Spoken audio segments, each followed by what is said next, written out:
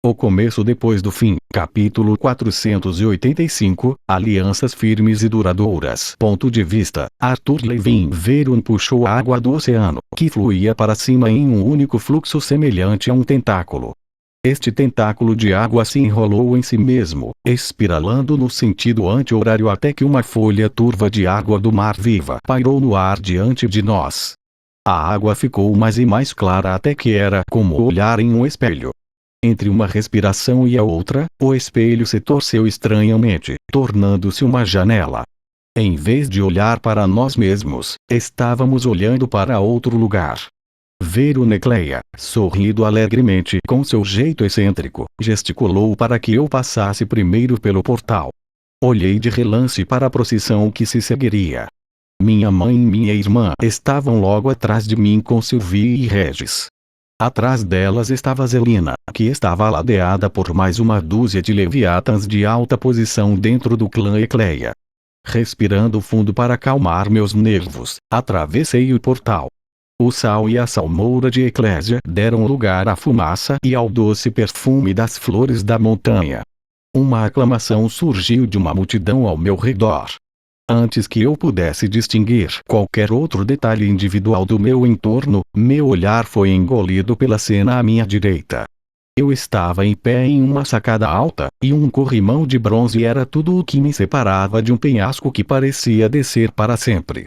O chão distante não era nada além de um borrão verde e marrom, desprovido de detalhes ou de uma sensação de distância. Lord Levin Noves do clã Vignis, senhor da raça Fênix, estendeu a mão e pegou a minha. Instintivamente dei um passo à frente, adotando um sorriso político e olhando ao redor para a fonte dos aplausos. A cidade de Featervalcaeri e seu povo eram uma visão surpreendente. Dezenas de fênix em suas formas humanoides se reuniram em sacadas e pontes de cordas inclinadas que conectavam várias plataformas e edifícios. A maioria estava vestida com roupas brilhantes da cor do fogo e ornamentadas com penas e folhas. Mais do que algumas também usavam máscaras de penas e acenavam com serpentinas brilhantes. Grasnidos e cantos selvagens pontuavam os aplausos, e explosões de chamas disparavam no alto como fogos de artifício. A cidade em si foi construída diretamente na encosta do penhasco, entre uma floresta de árvores retorcidas que pareciam romper diretamente a rocha e ir em direção ao sol. Algumas das moradias eram abrigos semelhantes a casas na árvore, aninhados nos galhos dessas árvores, enquanto outras eram esculpidas na face do penhasco ou cuidadosamente instaladas dentro das dobras da rocha. Mamãe saiu do portal atrás de mim, seguida imediatamente por Elire. As duas ficaram boquiabertas de surpresa. A multidão se aquietou apenas um pouco enquanto as cabeças se abaixavam e os dedos apontavam para minha família. Rai do clã Khotan, o líder dos basiliscos, ficou de lado com uma procissão de nobres fênix e basiliscos. Ele me cumprimentou de forma semelhante enquanto Lord Avignis ia encontrar a mamãe e ele, e depois Sylvie atrás delas. Nosso grupo inteiro foi dobrado na nobre procissão. Uma jovem fênix com olhos citrinos e cabelo esfumaçado e trançado pegou meu braço, e então fomos todos levados para longe através de fileira após fileira de espectadores animados. Eu certamente não esperava uma recepção tão vocal, pensei, olhando em volta e acenando. Ninguém vivo consegue se lembrar de uma época em que uma nova raça foi nomeada para a família Azura, disse a jovem, sorrindo para mim. Noves me deu um tapinha nas costas. Minha filha fala a verdade, mas admito que eu tinha uma agenda. Ele sorriu largamente enquanto estendia a mão para pegar as mãos de várias fênix amontoadas contra o corrimão à nossa direita enquanto passávamos por elas. Até onde sei, você experimentou apenas o perigo de Epiotos, tanto no deserto quanto na sala de conferências. Eu queria que você visse quem realmente somos, Arthur. Quem você é, agora. Considerei suas palavras em silêncio enquanto a progressão continuava. O som de harpas nos seguiu, e então uma melodia crescente enquanto as primeiras dezenas, depois centenas de vozes se juntavam em uma canção. Não havia palavras, mas a canção transmitia uma sensação de harmonia e união não menos eficazmente por sua ausência. A procissão nos levou a uma enorme plataforma semicircular que se estendia de uma fortaleza de madeira trançada, pedra escura e telhas cinzentas que subiam à encosta do penhasco. Uma enorme fogueira havia sido preparada em um anel de pedras pretas de 6 metros de largura. Ao nos aproximarmos, a jovem mulher que me guiava sorriu e indicou a estrutura cônica de madeira escura. Por favor, acenda o fogo, Lord Levin. Olhei ao redor em busca de algum tipo de ferramenta, mas percebi rapidamente que as fênix teriam pouca utilidade para tais implementos. Elas esperariam que eu fosse capaz de acender o fogo com mana. Realmente ativou, conjurando runas de ametista ao longo do meu corpo e abaixo dos meus olhos. Senti meu cabelo começar a flutuar para cima do meu couro cabeludo. Tomado por um momento de teatralidade, deixei meu corpo flutuar para cima do chão também, me libertando do aperto leve da jovem. Girei para encarar a multidão cantante, que nos seguiu pela cidade. Obrigado por uma recepção tão calorosa e acolhedora, eu disse, minha voz soando clara mesmo com tanto barulho. Minha família, meu clã, e eu estamos honrados em estar aqui em sua linda cidade. Embora a adição da raça Arconte à árvore genealógica Azura possa ser sem precedentes, assim será a prosperidade que virá para todos os Azuras. A multidão rugiu. Levantei minhas mãos para os lados, e atrás de mim, partículas invisíveis de éter estavam envolvendo o denso mana de atributo fogo na atmosfera. Com éter, puxei o mana para o coração da fogueira apagada, compartilhando minha intenção. O mana condensou, ficando quente enquanto o fazia, até que a fogueira rugiu de volta para a multidão como uma explosão de calor e luz. Meus pés tocaram a madeira lisa e escura que compunha a plataforma. Lords Avines e Cotan, junto com suas comitivas, aplaudiram educadamente, encorajando mais aplausos da multidão de pessoas. Segundos depois que o fogo foi aceso, mais azuras começaram a sair da fortaleza. Mesas e cadeiras levitaram para o lugar ao redor da fogueira, enormes bandejas e potes de comida dispostos sobre as mesas, barris de vinho colocados em suas extremidades, e no que pareceu apenas alguns momentos, um enorme banquete foi preparado. Por favor, festejem e comemorem. Noves anunciou ao seu povo. Hoje marca o início de uma nova era de unificação entre as raças azuras. Sorrindo, ele liderou o caminho para dentro da fortaleza, cujas pesadas portas de madeira carbonizada eram mantidas abertas por fênix armadas e blindadas. Sua filha pegou meu braço novamente e me guiou atrás dele. Parece que você tem um admirador, pensou Sylvie, provocante. Eu pensei que os opostos se atraíssem? Regis perguntou, quase explodindo de entusiasmo. Mas essa princesa certamente atrai outras princesas, não é? Tentando ignorá-los, em vez disso admirei a fortaleza. Embora imponente por fora, o interior era quente e convidativo. Madeira natural compunha os arcos e suportes, enquanto as paredes eram de pedra incrustada de cristal. Tapetes grossos cobriam o chão do grande salão, que havia sido organizado como uma única mesa longa no centro. Um fogo ardente crepitava na lareira, e vários atendentes já estavam esperando. Nove sentou-se à cabeceira da mesa. Rai sentou-se à sua esquerda, enquanto sua filha me acompanhou até o assento à sua direita. Sentei-me, e ela se curvou respeitosamente e se virou para encontrar sua própria cadeira. Desculpe, não perguntei seu nome, eu disse, querendo ser educado na frente dos outros lords. Ela sorriu largamente para a pergunta. Naésia do clã Vignis, ao seu serviço, Lord Levin. Ela girando as saias vermelhas e douradas que usava, e correu para onde algumas outras jovens já estavam sentadas. Todas juntaram suas cabeças e riram. Sylvie sentou-se à minha direita, Montera dela, e então Elire. Verone estava sentado na nossa frente, ao lado de Rai. Uma companhia mista de fênix, basiliscos e leviatãs preenchia o resto dos lugares em ambos os lados da longa mesa. Assim que a mesa ficou cheia, os servos começaram a se movimentar para facilitar um fluxo constante de comida e bebidas para a mesa. A comida fez o banquete lá fora parecer hora do almoço no orfanato. Fiquei satisfeito ao ver que uma bandeja cheia também foi trazida para Regis, que estava deitado perto do fogo e se concentrou em absorver éter da atmosfera densa. Noves falou algumas palavras de saudação, então encorajou todos a comerem e se divertirem. O salão irrompeu com o som de conversas triviais e de utensílios raspando contra pratos. Isto é impressionante, eu disse em tom de conversa enquanto provava algumas pequenas frutas verdes. Elas estouraram na minha boca, liberando um suco agridoce que ainda era de alguma forma delicioso. Rai riu com a boca cheia de carne carbonizada. É uma pena que você tenha escolhido visitar esse velho avarento primeiro. Ele apontou para Verum com o pedaço de carne na mão. Suas visitas aos lares distantes do clã merecem uma certa quantidade de alarde, Arthur. Epiotus tem muito a oferecer a você e ao seu clã. Não seja tão duro com Verum, Noves disse, engolindo um bocado de comida com um gole de sua taça de ouro incrustada de rubis.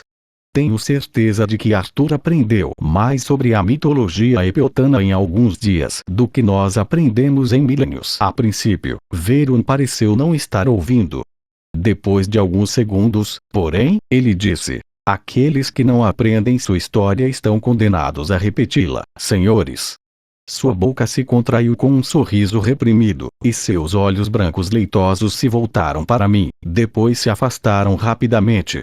Rai, que parecia exteriormente muito mais relaxado do que quando conheci no castelo Indrat, continuou a conversar sobre as expectativas de ser membro do Great Igt. Ele falou primeiro sobre o clã em geral, falando principalmente com minha mãe e irmã, depois mudou a conversa para meu papel e expectativas. Como um novo clã e raça, nesse caso, estabelecer alianças firmes e duradouras será essencial. Ele parou para mastigar e, quando voltou a falar, sua voz estava mais baixa. Seria perigoso presumir que todos os Azuras o receberam bem. Agora mesmo, seu clã é pequeno e protegido apenas por você, seu senhor. Na pior das hipóteses, você seria um alvo fácil até mesmo para um clã fraco. Rai, Noves disse em um tom de advertência. Talvez pudéssemos entrar na política desenfreada. Eu acenei para as palavras de Noves. Não, está tudo bem. É por isso que estou aqui. Eu assumo que isso é óbvio. Eu quero saber quais perigos realmente enfrentam meu clã. Também é perigoso adoçar a situação, o que me impediria de estar devidamente preparado. Sylvie mordeu o lábio antes de perguntar. Isso é provável. Um ataque direto. Que clã ou raça usaria tal coisa? Rai tocou um dos chifres nervosamente. Isto é apenas um aviso, lá de Sylvie. Sua presença sozinha, sua conexão com os Indrats, lhe dá uma posição política contra ações agressivas. Talvez ninguém esteja desesperado o suficiente para atacá-la tão diretamente, tão obviamente. Mas não posso descartar o perigo completamente. Levei meu tempo mastigando minha comida. King's Gambit estava parcialmente ativo, a runa divina quente contra minhas costas, enquanto redirecionava um fluxo consistente de éter para meu crânio. Ainda assim, eu queria poder tê-lo ativado completamente. Espero não ser preventivo, mas já considero os clãs Avines e Khotan meus aliados. E os Ecleias também, é claro. Noves levantou seu copo. Como esperávamos, é claro. Mas mais precisa ser feito. Regis, tendo devorado sua comida com uma velocidade obscena, sentou-se sobre os quadris ao meu lado. Parece que um casamento político precisa ser arranjado. Ele entrou na conversa. Noves e Rai se entreolharam, e senti meu estômago apertar desconfortavelmente. Verum pigarreou e abriu a boca para responder, mas no mesmo momento, um atendente anunciou: Vladimir do clã Indrat. Os Azuras presentes no salão ficaram de pé como um só, e a sala ficou em silêncio, exceto pelos anúncios contínuos. Preia do clã Intira. Vire do clã Intira. Miri estava parada na porta, silhuetada pela luz brilhante lá fora.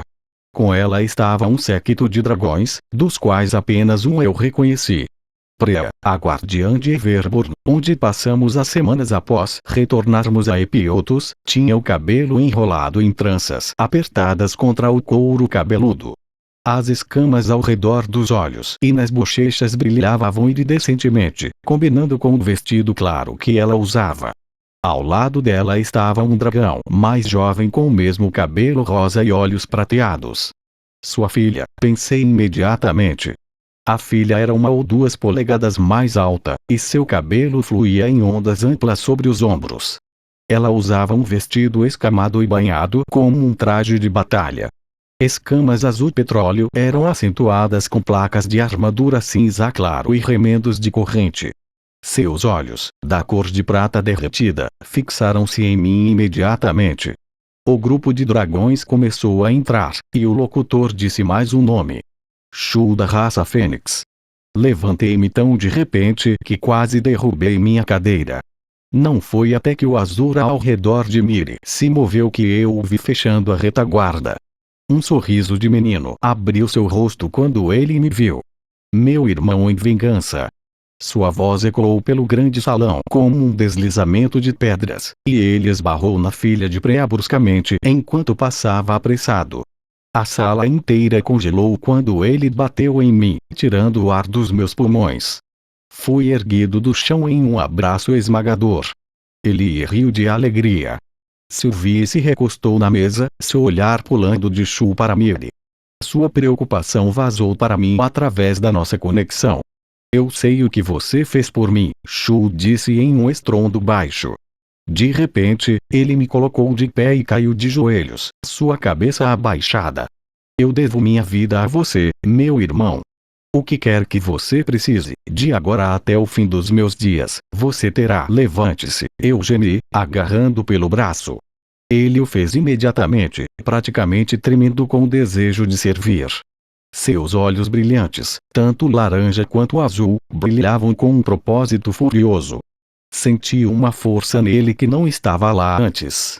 Não apenas em sua assinatura de mana, que era mais estável e pura, mas em seu espírito, sua própria presença de mente e corpo.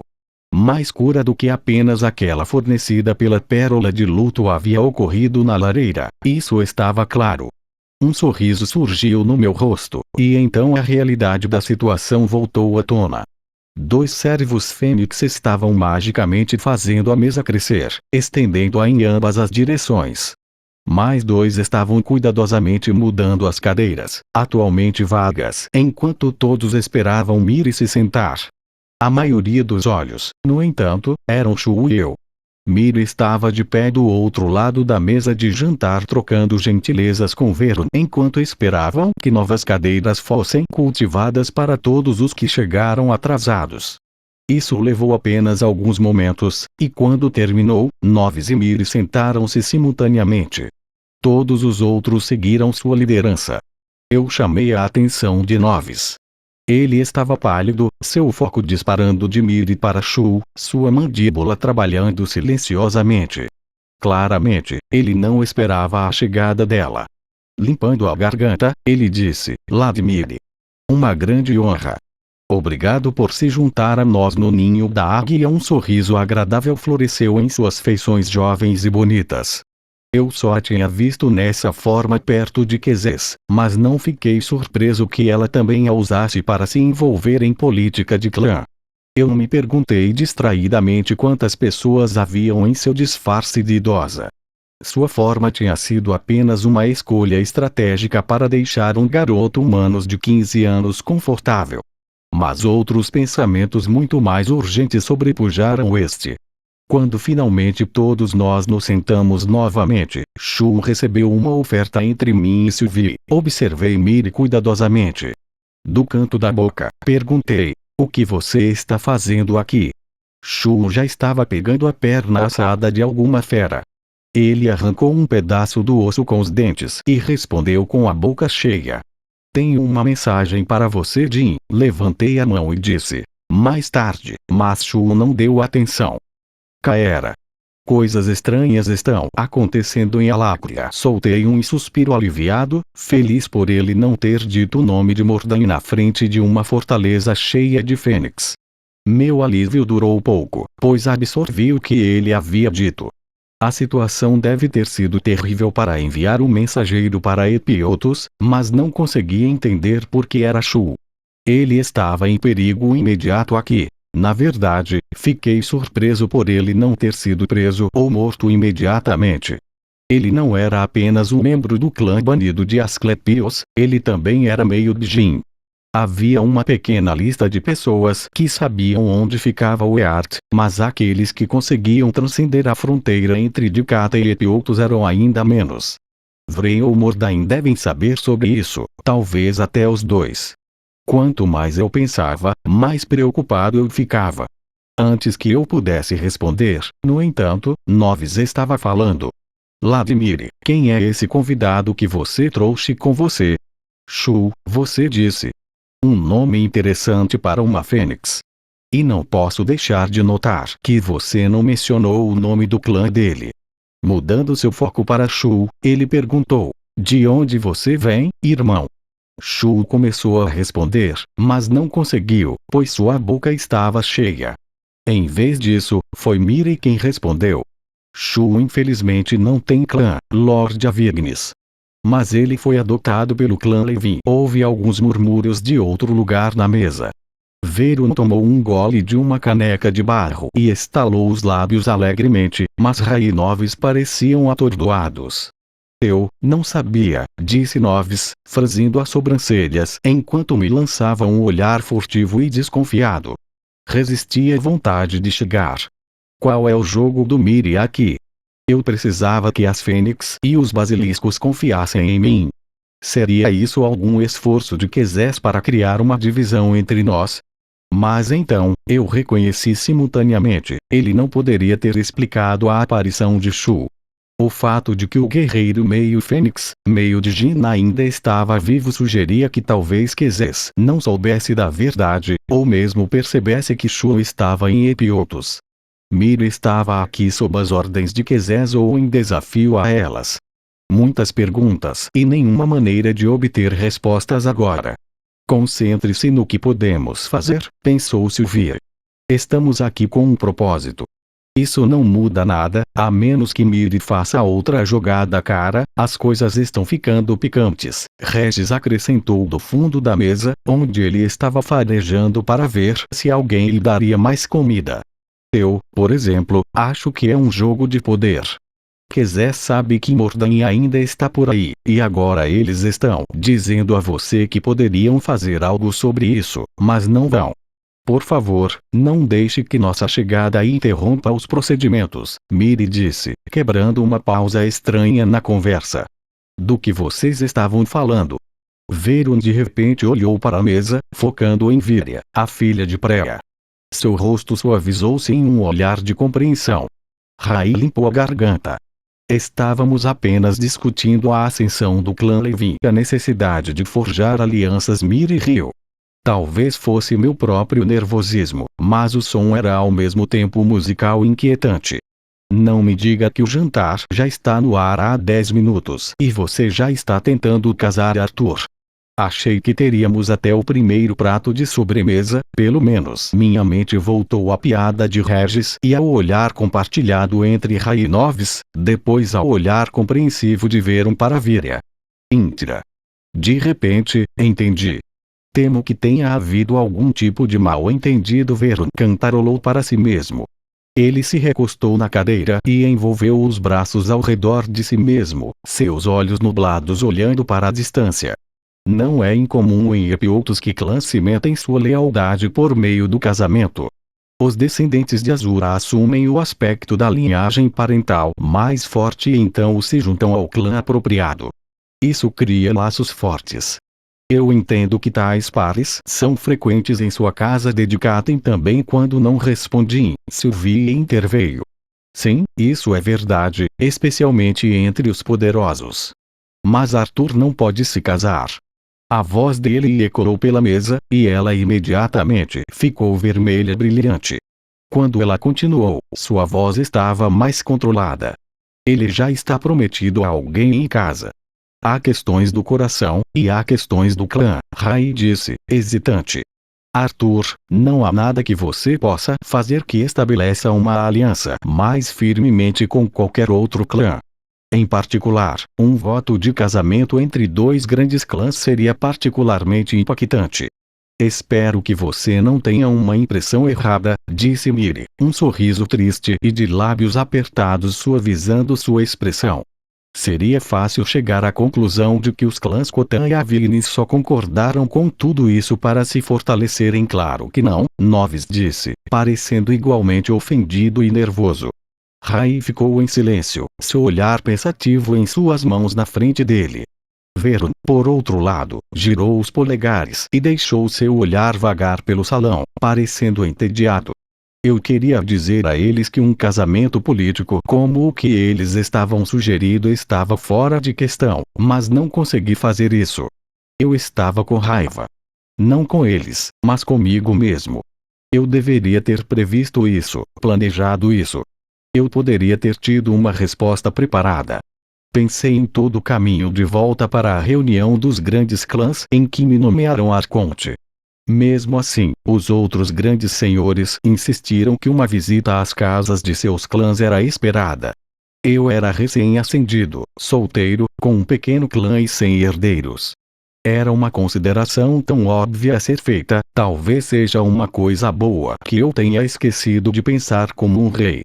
O medo abafou o pensamento imediatamente. Medo de que minha falha em prever isso fosse devido ao gambit do rei, não alguma mudança em minhas considerações internas. Não foi a primeira vez que me preocupei em confiar demais na runa divina. Talvez eu estivesse perdendo um passo sem ela, ou talvez você seja apenas uma voz mental de Regis perfurou o barulho dos meus pensamentos como uma flecha. Quem teria previsto que você seria abordada por um bando inteiro de princesas? Sylvie continuou a falar no meu lugar, habilmente mudando o assunto para outros assuntos. Ela fez perguntas sobre a cidade e os dois clãs e compartilhou detalhes de sua vida em Dikaten. É por isso que oficialmente adotei o nome de Levin, ela disse, fingindo indiferença. Rai e Noves ficaram atordoados, assim como os poucos outros Azuras próximos o suficiente para ouvir. Miri estendeu a mão sobre a mesa para dar um tapinha simpático na mão de Sylvie. Oh, minha querida! Por mais que seu avô e eu desejássemos que você tivesse sido criada em Epiotos entre sua própria espécie, sabemos a verdade. Você é de Dikaten, e seu vínculo com Arthur é tão profundo quanto o vínculo de sangue que corre em suas veias. Sua escolha é sua. Estamos simplesmente felizes em tê-la de volta entre sua própria espécie. Nenhum indício da turbulência que se agitava sob a superfície dos pensamentos de Sylvie apareceu em seu rosto. Obrigada, avó. Agora, Lord Avignis, eu esperava que pudéssemos voltar à animosidade entre os clãs. Talvez você pudesse me esclarecer. Abandonei os pensamentos sobre essa repentina proposta de casamento, retornando ao problema da chegada de Shu e a mensagem que ele carregava. Tentando ser sutil, desviei o olhar da conversa e fiz uma demonstração de examinar um enorme afresco de cristal que dominava uma parede próxima. Sussurrando baixinho, perguntei: o que aconteceu em Elacria? Shu também se virou em seu assento. Oh, sim, isso é muito adorável, ele disse bem alto. Mais baixo, ele acrescentou, algum tipo de ataque, talvez. Pulsos de mana que drenam mana dos outros. Aparentemente, o ataque foi sentido em metade do continente. Algumas pessoas até o sentiram em Dikaten Kaera. Ceres. De acordo com a mensagem que foi entregue por Lyra e sua linda elfa, eles foram atingidos, mas sobreviveram. Mas matou a foice. Dragot. Aparentemente virei-me novamente e tamborilei os dedos na mesa. Mamãe tentou chamar minha atenção, mas sinalizei que estava bem. Devemos ir embora. Sylvie perguntou enquanto Miri discutia sobre vários outros clãs de dragões e suas relações com os Indrats. Esta mensagem foi levada por Tessia e Lyra Drade juntas, e Mordain concordou com elas que era importante o suficiente para arriscar a vida de Shu enviando-o a Epiotos para entregá-la. Claramente, este pulso de mana foi terrível o suficiente para colocar os maiores poderes em ambos os continentes em movimento.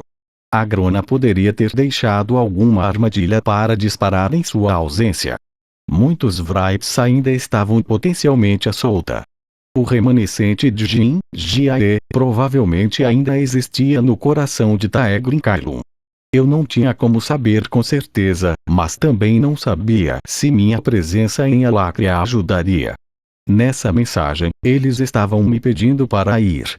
Perguntei a Shu enquanto estendia a mão para pegar um pãozinho que eu provavelmente não comeria.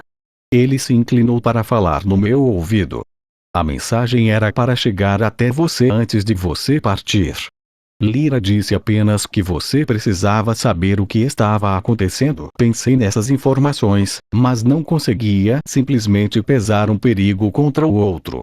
A aparição de Shu em Epiotos era uma complicação significativa. Ao levá-lo para Featervalcaeri, Miri estava enviando uma mensagem. Eu precisava entender o que ela estava fazendo, mas não podia perguntar com ela sentada do outro lado da mesa. Uma ideia me ocorreu, e enviei meus pensamentos para Regis. Ele se levantou e bocejou, reclamou alto sobre comer demais, e então entrou no meu corpo. Imediatamente, ele saiu novamente em sua forma de fio de luz e passou para a carne de Shu. Shu se encolheu forte o suficiente para derrubar sua bebida. Suas bochechas ficaram vermelhas quando um atendente correu para limpar a bagunça com vento e fogo. Pergunte a ele como era Miri quando ele chegou aqui. Houve uma breve pausa, durante a qual Shu sentou-se anormalmente imóvel ao meu lado. Ele diz que foi pego quase imediatamente por uma patrulha de dragões. Ele alegou estar procurando por você, então o levaram para o castelo Indrat. Vladimir o encontrou lá. Ela tem sido muito legal, ele diz. Ela sabe quem ele realmente é. Eu enviei, usando Regis para conversar não verbalmente com Shu, similarmente a como Regis compartilhou as últimas palavras de Tessia quando pensamos que ela estava morrendo. Off. Sim. Aparentemente ele se apresentou como Shu do clã Asclepios, irmão em vingança de Lord Arthur Levin para praticamente todo mundo. Eu sufoquei um gemido. E Quezes? Quezes sabe? Ele não tem certeza. Nunca o vi. Você está bem, Shu? Miri perguntou. Você não parece bem. Shu limpou a garganta e olhou para mim pelo canto do olho. O Regis se livrou do corpo de Shu e retornou ao meu. O grande meio Azura relaxou imediatamente. Obrigado, Ladendrat. Estou bem. Só sobrecarregado? Minha mãe disse, dando tapinhas em sua mão. Eu me senti da mesma forma muitas vezes desde que fui trazido aqui pela primeira vez. Meus olhos encontraram os de Miri do outro lado da mesa. Esta mulher foi como uma avó para mim, uma vez. Ela me guiou pelos primeiros passos enquanto eu aprendia sobre o éter. Mas eu não conseguia mais confiar nela. Não podemos ir embora, pensei em resposta à pergunta de Sylvie. Ainda não. Talvez não por um tempo. Teremos que confiar que Kaera e Ceres podem lidar com isso, seja o que for. Regis, Sylvie e eu, com nossas mentes conectadas, ficamos isolados de todos os outros, compartilhando o fardo crescente de nossas preocupações.